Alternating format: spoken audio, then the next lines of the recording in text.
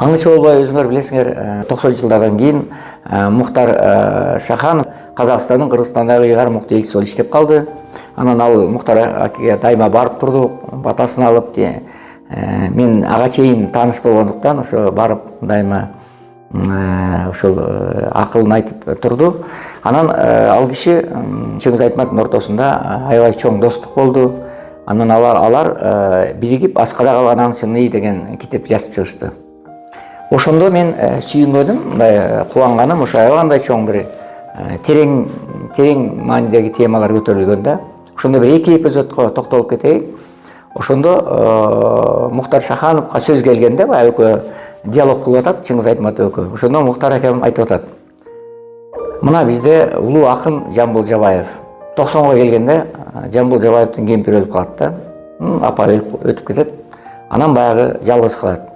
Анан туугандары баягы казактар эми этеңди жаап тура турган, мындай жардам берип тура турган эртелгеч бир кемпир алып берели деп, бир 60тан өтүп калган бир кемпирди алып, эжекени алып, анан ошого кемпир катары алып беришет да, баягы туугандар эле, жакын адамдар, коеме деп, улуу адам жалгыз калбасын, этегин жаап турсун деп ушинткен экен. Анан бир казактар, ою бузук казактар СККПСке жазат.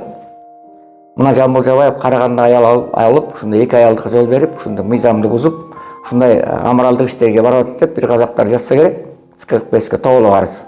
Анан ошонун негизинде СККПСтен атайын көрсөтмө келип, ошол тиги Жамбыл Жабаевдин эмесин токтотуу боюнча, кемпирин кайрадан кетирүү боюнча ошондой көрсөтмө берилет. Анан Жамбыл облустук Компартиянын биринчи секретары тапшырма берилет. Анан ал эмне кылышат? Жамбыл Жабаев эми өтө чоң акын, авторитеттүү адам. Анан ал киши дагы катуу сөгүнүп койчу экен, мындай урушчу экен да катуу. Анан баары коркуп турушчу экен.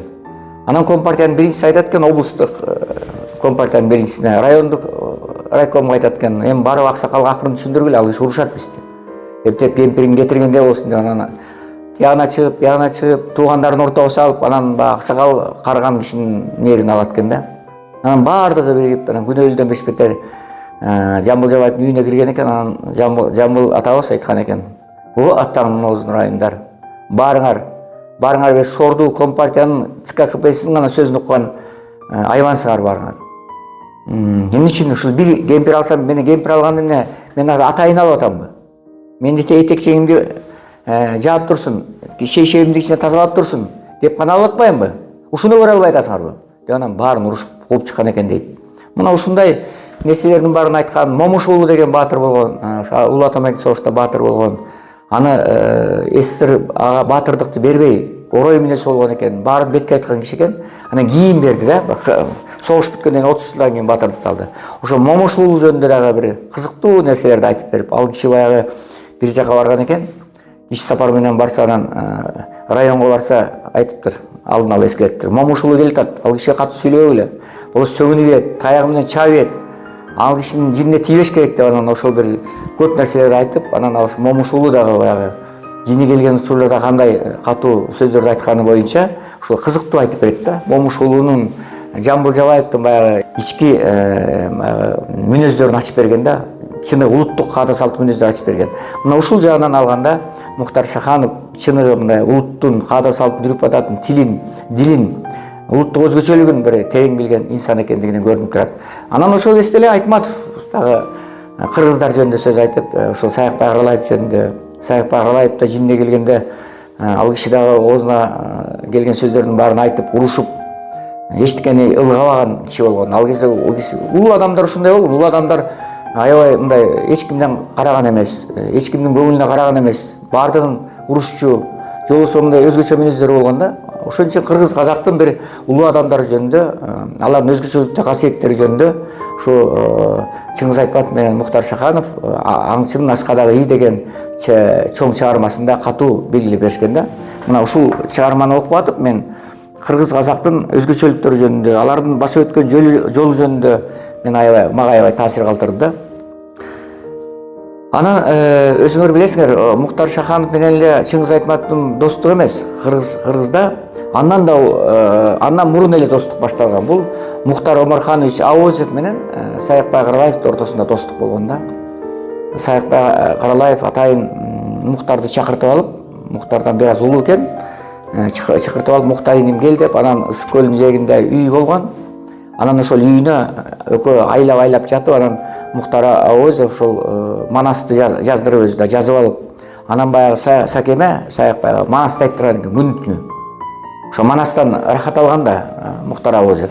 Ошентип экөөнүн достугу Манас аркылуу ушунчалык бириккен экен да, катуу. Анан жылга келген сайын баягы Саякбай атабыз тосуп алып Мухтар Авозовду ушунчалык алардын достугу ушунчалык ысык болгон да, улуу достук болгон. Анан Саякбай Каралаев өлөрүнүн алдында бир жыл калганда Мухтар Омарханович Авозов Алматыга чакырып Саякбай Каралаевди, анан казак жаштары менен казак университетине жолугушуу болгон да, 60-жылдардан кийин. Ошол жолугушуу болгондо анан Мухтар Авозов чыгып алдын ала сөз берердин алдында, урматтуу жаштар, силер ким менен жолугушуп атканыңарды билесиңерби? Кыргыз элинин Манас боюнча акыркы магиканы менен жолугушуп атасыңар. Манас боюнча улуу адамдын акыркысы менен жолугушуп атасыңар. Ушул жолу силердин эсиңерден эч качан кетпесин. Азыр ушул Тайторунун чабышын айтып берет улуу адам. Ушуну уккула экен. Анан ошондо Сакем Тайторунун чабышын айткан экен. Бул деген улуу чыгарма. Анан ушу казак угуп аткандардын баары бир башка дүйнөгө киргендей болот экен. Бир жарым саат, бир саатта айтса керек. Башка дүйнөгө киргендей болуп, ушунчалык ырахат алышып, Манастын улуу касиетин ошондо байкаганда бардыгы. Анан Манас бүткөндөн кийин да Мухтар Омарханович чыгып, Саке, өлбө Саке, өлбө.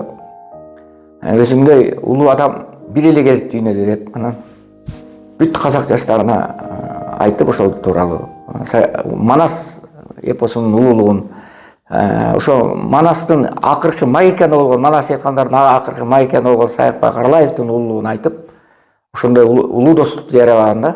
Мына ушундай казак менен кыргыздын достугу аябай башынан бери эле уланып келатат да. Биз эч качан аны унутпашыбыз керек.